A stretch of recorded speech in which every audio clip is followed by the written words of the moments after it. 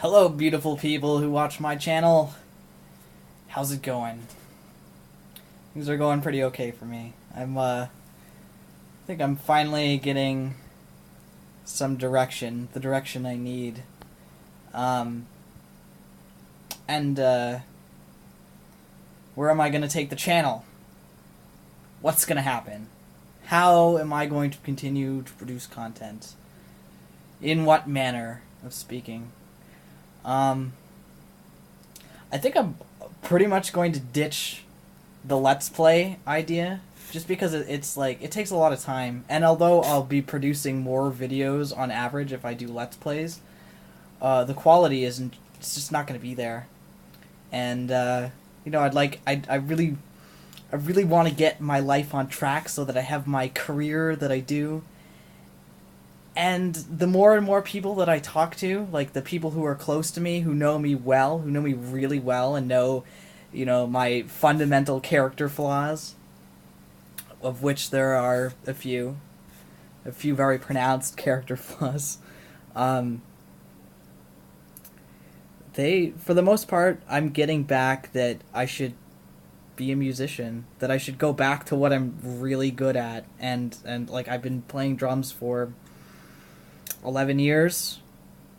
My dad really wants me to do more of the Smash Academy stuff, which is just like a drum tutorial thing. He thinks that I could really make bank on instructional videos. I could do this easily. Like, these people who make drum tutorial videos, I could do that. I know how. Like, I have the prerequisite skill. I have the theory knowledge. I have the capability of producing these videos myself. So yeah, like that's just a great idea, and I'm like supremely looking into it. The biggest problem I've had is, like, I used to play drums every day, like without fail. I would be playing drums. Lately has been better at twice a week, which isn't that good. Oh, every time I make a video, I get a text message. It's probably the girlie saying, "Hi, Cynthia. You're gorgeous. You're gorgeous, Cynthia. You're an amazing girl." Yeah. Anyway, what was I saying? Oh yes, getting back on making these Smash Academy videos, drum tutorial videos, which will inevitably lead to me making a DVD that I can actually sell. On top of that, I would really like to start teaching more. And my current job is, I thought I was finally getting consistent hours. I thought I would have Mondays and Saturdays off, but I work next Monday, so I don't know. But I think I'm just going to tell them that, I can't, like, after this Monday anyway, I can't work Mondays because I'm going to start teaching again on Mondays. And because I love teaching. Like, I had 3 students in the town that I grew up in. And, yeah, it was just really rewarding to teach them to do drum stuff. And I want to get back to that. I want more students, and hopefully, I'll be able to make a living off of this whole drum idea. If any of you have never seen anything that I've done on drums, go to youtube.com/Mr. Smashcab, MRSMASHKAB, and that is my music channel. I have a lot of drum covers, of which I should do more, because I actually had some attention at one point. Like, I don't know if you guys have ever played Silent Hill. I never played Silent Hill, but you can believe that I have every single soundtrack, and I listen to them because they're so good. So it's all composed by Akira Yamaoka, who does the sound design for Silent Hill. The lyrics are written by a guy named Joe Ramersa, and they're sung by a lady named Mary Elizabeth McGlynn, who also plays the Major in Ghost in the Shell, if you've ever seen that anime. She's pretty awesome. Her voice is, it's so good. It's amazing. I would cast her as Legion Commander in Dota 2. Like, if I were to make a Dota 2 voice set, alternate voice set, and I could pick anyone in the whole world to be like the subject of my Dota 2 voice set, I would pick Mary Elizabeth McGlynn, and she would be Legion Commander, and that would be awesome. That would just be so good. Anyway, I made a few covers of Silent Hill songs back in the day. I did Killing Time and Tender Sugar. Yeah, I think there was only the two. But Joe Ramiresa, the guy who wrote the lyrics and recorded Mary Elizabeth McGlynn, commented on one of my videos, and he said, I don't know, I wish you were in LA, I'm starting a band. And I was like, it's Joe fucking Ramiresa! And I was totally unprofessional about it, because, you know, I didn't really understand how to network properly back then. But, you know, if something like that happened to me again, I would be like, hello, my name is Kyle, Mr. Smash Cab, and you know what my last name is, maybe. I don't know. I'm a little apprehensive about giving out personal details on the interwebs these days. Anyway, so my name is blah blah blah blah blah, and approach it with the professional attitude rather than just, holy shit, I can't believe you're commenting on my videos, like, wow, right? Anyway, that would have been the perfect time for me to say fuck everything and just go to LA and try, right? And try and make it in a band with Joe Ramiresa or something like that. Like, I had that opportunity and I totally let it pass me by because I'm a dumbass, right? Like, okay, we all make mistakes, but holy shit, should I have done that better? And to be honest, back then also, I don't think I was ready for any of that stuff. Like, I had a lot of social problems between, I'd say, the ages of 14 and 22. And I mean, not like, I mean, everybody has their social problems between the ages of 14 and 22, but mine were very pronounced. I would go entire days without speaking to anybody, right? I just, weeks and weeks and weeks, and then when people did try and make conversation with me, I would just completely shut down. And it took me a long time to get over that stuff. I had some really bad friends when I was growing up, so, you know, there's still some trust issues there. If you're wondering why it's really hard for me to make friends, especially over the internet, this is why. Like, I just have that social anxiety, that sort of need to have distance between people, and it's like, I really appreciate those of you who talk to me, and, you know, I definitely owe you talking more, playing games together, I don't know, something. But you also have to understand that I'm really not good at that stuff, and it's hard for me to do that. Yeah, networking, my biggest flaw by far. I am not a social butterfly. It's funny, I actually had a counterpoint to that at one point. I had a friend who we were going to be in a band together, and so I spent the entire summer learning the band's catalog, and then at the end of the summer, the band broke up, so I spent, you know, two and a half months learning songs that I never got to play, right, because the band broke up.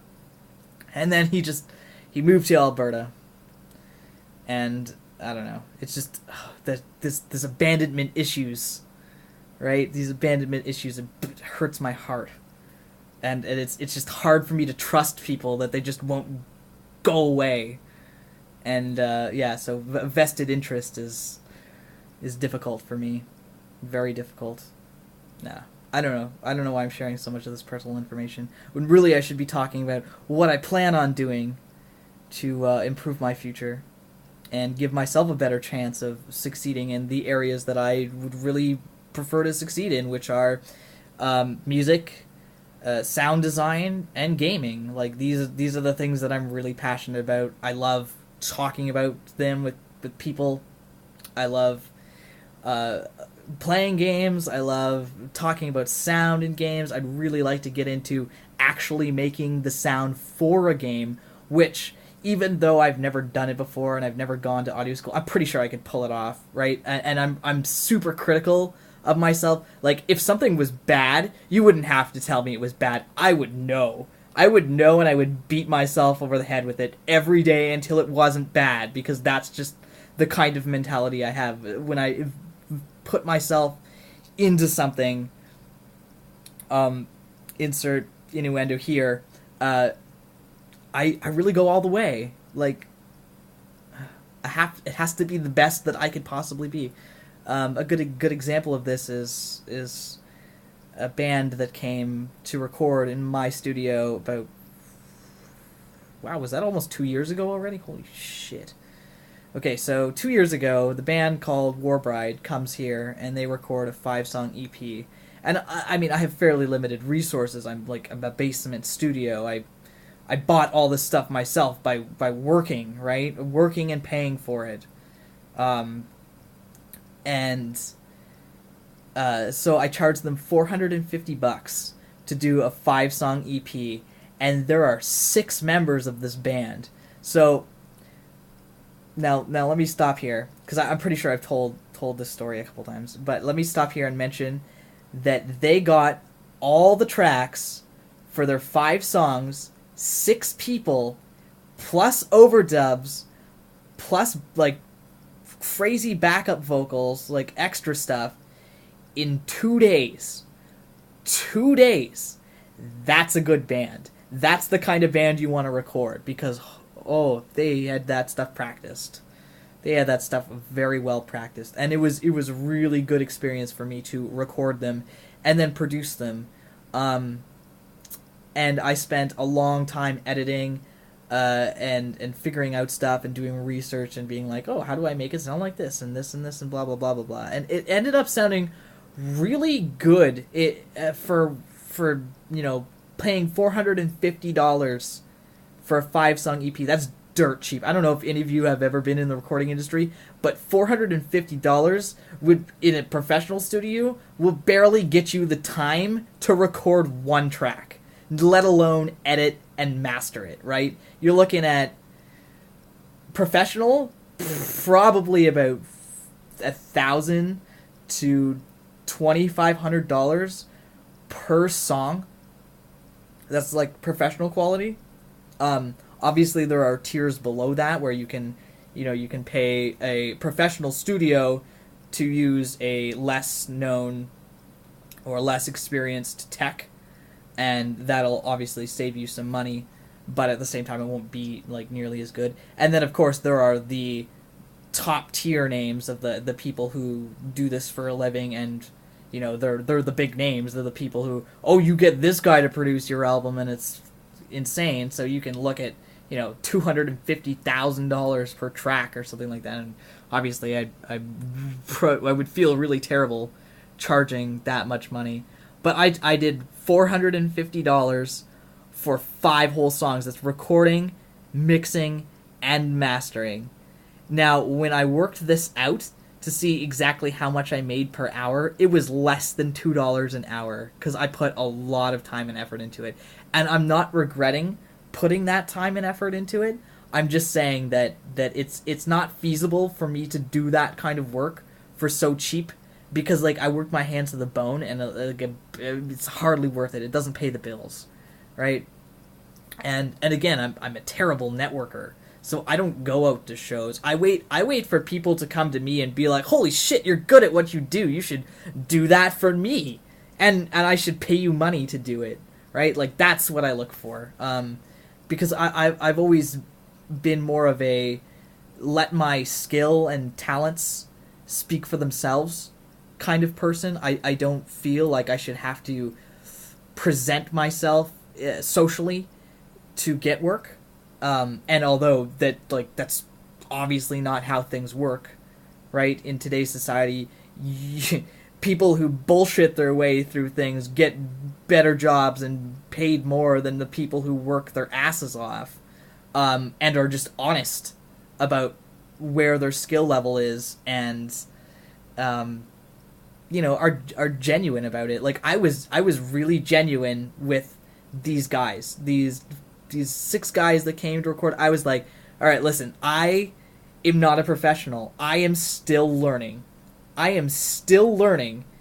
I will record this and produce this for $450. You just have to know that I am still learning, and I will do everything I can to make it sound as good as possible, as absolutely best as I possibly can with the current knowledge and skills that I have.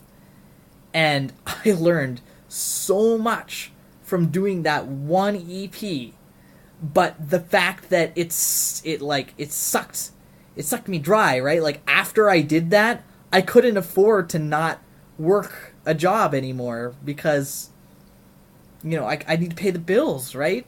Like, it's just so much more practical to work some dead-end job and whatever, but at the same time, you end up cornering yourself because those dead-end jobs have the potential to suck the life out of you, and then you just don't have the energy to do these things, and then you do less and less projects, and then it finally crashes and you give up. I'm not giving up.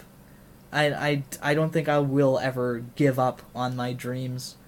And I keep coming back to that point. But it's really hard. It's super hard and depressing at the same time to know that, like, I can't just do what I want to. And because I feel like I'm good enough. I feel like I'm good enough at the things that I do to just be able to do them and not have to worry about this, the details of paying, like, rent and food and all that bullshit, right? And now car insurance, because I'm finally getting my own car, my own car that I actually own. I've been driving my mom's, frequently, infrequently, I don't know. Again, I'm going to limit what I say on the interwebs as like public announcement. Anyways, I was on there as like the temp driver, not temp driver, occasional driver. So I was driving my mom's car, and that thing was falling apart at the seams. So I had to get a new one. So my dad got me a new one because he's awesome. Both my parents are amazing. They're so supportive. Like, I mean, I'm having difficulty now. If I didn't have them, I would be so screwed. Just, like, so screwed. I wouldn't stand a chance. They're just amazing people. And they really supportive. So, anyway, my dad, because he's amazing, just finds me this car that's, like, apparently a really good deal and, like, works incredibly well for how much he paid for it. And, is like 127... K on it, so that's not that bad. It's about at its like half point in its lifespan, and like for the price that he got it, and like he fixed it up for me because originally the power seating didn't work. And yeah, long story short, my dad is freaking amazing. Awesome. Dad is awesome.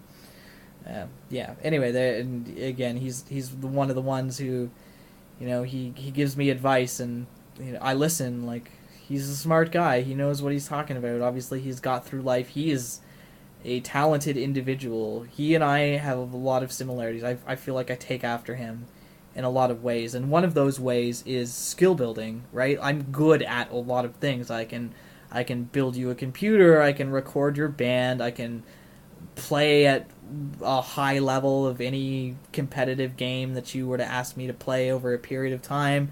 I play drums, I play guitar, I sing. I'm a cook. I'm a good cook. I'm a really good cook. What else do I do? I'm sure I'm missing a bunch of random things that I'm just good at for some reason, because I like spent a lot of time like learning and doing that. I'm a very skill-based person, and the only thing that I fall really short on, let me touch this again, is the networking aspect and, like, meeting people. And putting myself out there and just being like, hi, I'm Kyle, let's talk and let's have a conversation about this and see where it goes. And when I actually do that kind of thing, I'm great. Or, not great at it, but I'm decent at it, right? I can do it. My problem is the follow-up and the consistency. I can push myself to do something like that, but I never actively seek it out consistently, which is the problem, because the people who are social butterflies, who are like really good at talking to anyone and making friends and making connections and networks. They just do it. It comes as naturally to them as hitting the drum skin does to me, and like I'm really impressed with that. And honestly, like I said, my friend who moved to Alberta was really good at that. And like I'm so sad, like I was so sad when he left because he filled that gap for me so well. I felt like with him around, it would just be I could just like breeze by. I could not worry about the social aspect of things and just focus on what I was good at. And it was one of the conversations that I would have with this guy constantly, because is you know, not everybody is good at everything. Obviously, I'm really good at some things and terrible at others. And it was the same with him. Like, he wasn't as technically minded as I was, or would think things through like thoroughly and as analytically as I would, and we sort of filled each other out in that way. Like the gaps that we had in skill and in attributes. I don't know what you want to call them. Yeah, we were just a good team in general. So yeah, when he left, I don't know. It's taken me a long time to admit that really got to me. It like really burned me. But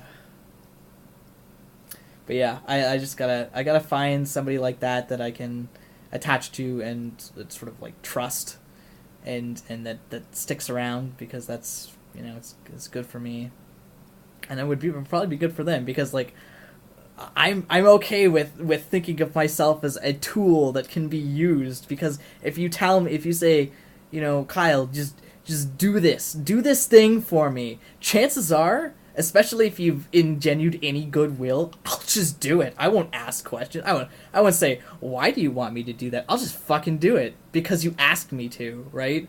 I am a person to be utilized. I am an asset. That's what I am. And I want to be viewed as an asset by somebody, you know, who's managing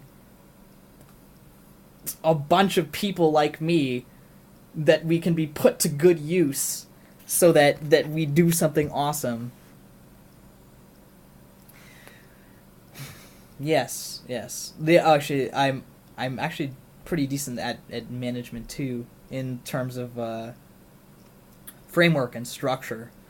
One of the things I'd really like to do in gaming is I guess you'd call it project lead. It would be up to somebody else to put the team together, but you put me in the project lead position, because I mean, aside from sound, I have no technical skill with programming or art assets or anything like that. Like I can definitely do sound, but I would be really good at framework and like figuring out what needs to be done and when and in which order, because I'm good at structure. As I guess this is a transferable skill from being a drummer, is I tend to look at the song as a whole and then see how things could fit together or flow differently, possibly.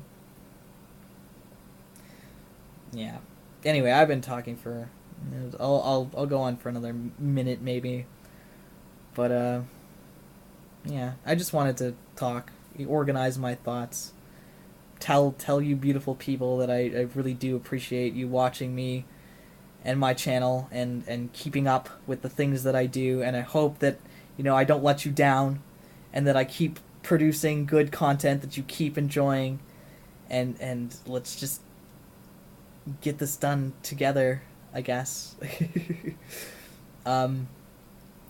Yeah, so less Let's Play. I'm still going to do the Dota 2 All Hero Challenge. I'm still going to do that. I'm going to work through that, because it's easy, it's fun for me, because I like playing Dota, except for when I have to play shitty heroes that I hate. So I guess it's not all fun for me. But yeah, I mean, it's good. And I've committed to finishing it, right? I want to finish this. I want to do it. I want it to be something that I can say that, you know, I did the All Hero Challenge. I have a video for every single Dota hero. At least one win. At least one win. Possibly more losses. More losses than wins. We'll see. We'll see if I can beat the average. But But yeah, I'm gonna focus more on project videos. Like you saw the Banished Beginner's Guide, the Archon Poetry, like that kind of thing. Because I feel and this seems to be the sentiments of the other people that are close to me, is that I should be doing more of those things and doing less of just sort of messing around and trying, I don't know, trying to see what works with Let's Play content, because it's just not going anywhere for me. Like there's 30 of you, I think, that like watch every video that I put out, and like it's awesome. It's like you're like my little core audience. You know, you guys are great. Watch my videos. I like that. Your time is valuable, so I really appreciate that. You know, you spend it watching my videos, and but I feel like I could put out higher quality videos less frequently, but it would probably do me more good in the long run to build up a back catalog of stuff like that. And I'm not saying that I won't ever get back into the whole like Let's Play aspect of things, because, you know, honestly, I really enjoy it, but it's not pushing me in the direction that I want to.